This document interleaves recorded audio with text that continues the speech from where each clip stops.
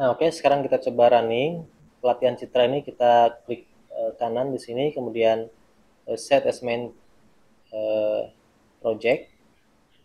Coba kita running. Dia menampilkan apa namanya, semua matriksnya.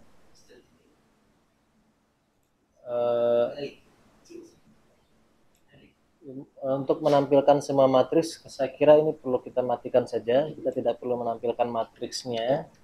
Nah, ini control slash saja di sini. Nah, coba kita jalankan lagi. Mungkin outputnya kita buat bergabung, kemudian kita clear dulu. Nah, kita coba jalankan. Index out of bounds exception di line 77. Oke, kita coba cek kenapa bisa indeksnya out of bound. Nah, di line 77 ini kita bisa lihat bahwa indeksnya menggunakan MAE 0 ya.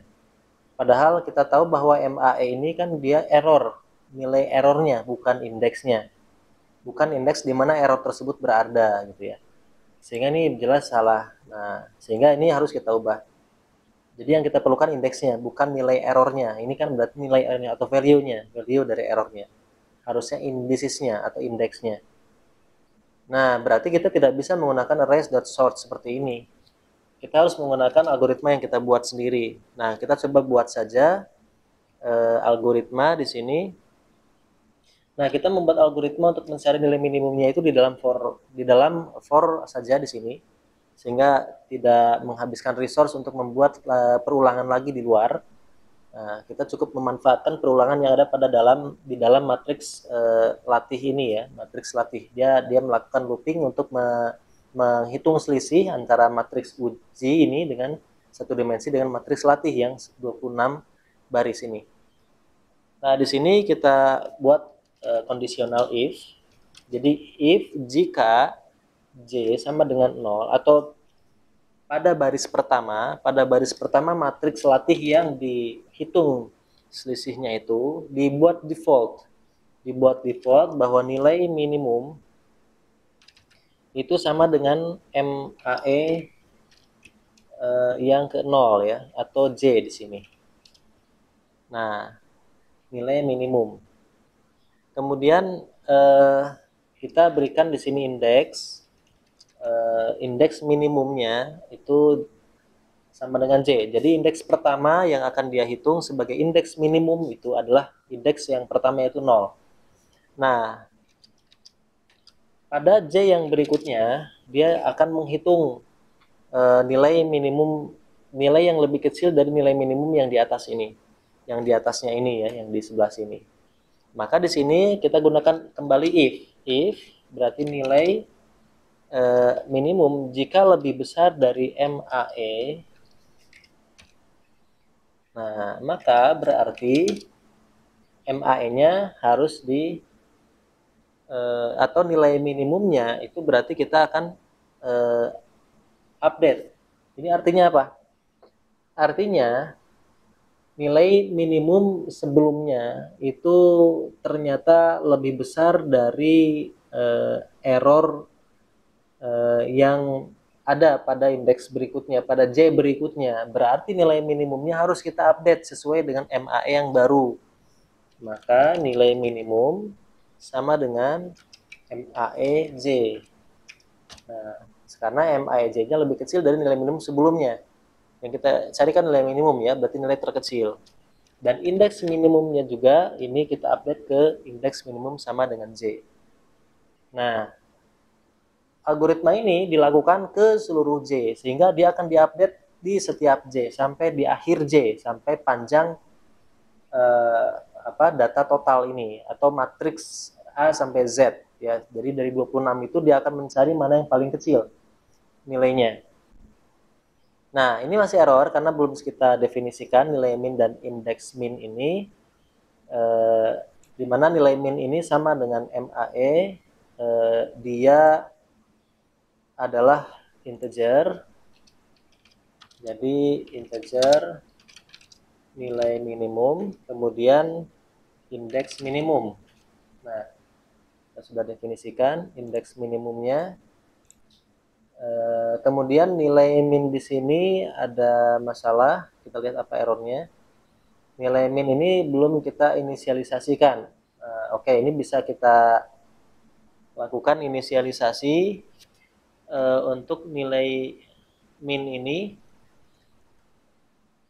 Kita lakukan inisialisasi nilai min ini misalnya sebesar mungkin 10.000 saja, gitu ya. Nah, indeks minnya kita biarkan. Nah, sehingga sekarang kita akan menggunakan indeks minimum ini sebagai indeks tempat di mana error terkecil terdeteksi. Kita tidak lagi menggunakan arrays.sort. Nah, di sini berarti kita gunakan nama huruf ini bukan MAE0 lagi, tapi kita gunakan indeks minimum. Nah, indeks minimum. Nah, ada error lagi di sini. Ini juga harus inisialisasi indeks minimum ini. Jadi kita inisialisasi saja dengan 0 ya. Nah, oke, seperti itu. Nah, saya kira mungkin sekarang bisa kita running kembali. Sudah selesai di running dan apa namanya? Hasilnya 0% akurasinya. Oke, nah berarti kayaknya ada sesuatu hal yang salah di sini ya. Ada sesuatu hal yang salah. Nah, kita coba lihat di mana letak kesalahannya. Kita coba tracing di line 98, kita klik di sini, kemudian kita lakukan debug main project. Nah, oke, project berhenti di sini. Kita akan coba lihat huruf uji. Huruf uji ini huruf berapa saja? Ini ada A sampai Z ya. A sampai Z. Oke. Huruf deteksi akan kita coba lihat. Nah, di sini ternyata dia mendeteksi huruf A semua. Jadi huruf A semua yang dideteksi. Yang seharusnya B jadi A, C jadi A, dan seterusnya. Oke, kita coba lihat masalahnya ada di mana di sini. Nah, kalau A semua berarti kemungkinan indeks minimum di sini itu 0. Nah, indeks minimumnya itu selalu 0. Nah, coba kita cek kenapa dia indeks minimumnya selalu 0. Apakah karena inisialisasi ini atau karena apa gitu ya. Nah, kita akan coba cek di sini. Coba kita cek saja indeks minimumnya. Nah, betul kan? Indeks minimumnya ternyata memang 0 di sini ya. Kita bisa lihat di sana di atas. Berarti apakah kesalahan ada di sini? Nah, itu yang harus kita coba cek begitu ya. Nah, oke, kita bisa lihat di sini kayak sepertinya ada yang janggal. Kenapa indeks minimumnya selalu 0? Nah, kita lihat ya. RT ini apa? RT ini adalah error total di setiap file uji. Di setiap file uji dan di setiap selisih dengan satu huruf pada matriks latih atau satu baris pada matriks latih. RT ini. Nah, sehingga inisialisasi RT sama dengan 0 ini seharusnya ada di setiap barisnya, bukan di luar. Kalau seperti ini, berarti RT-nya yang tersisa di akhir itu akan diakumulasi. Sehingga errornya akan terjadi akumulasi untuk seluruh file. Yang tentu saja ini salah. Nah, sehingga ini kita pindahkan. Kita pindahkan ke sini. Nah, kemudian kita lihat, kita coba running ulang lagi.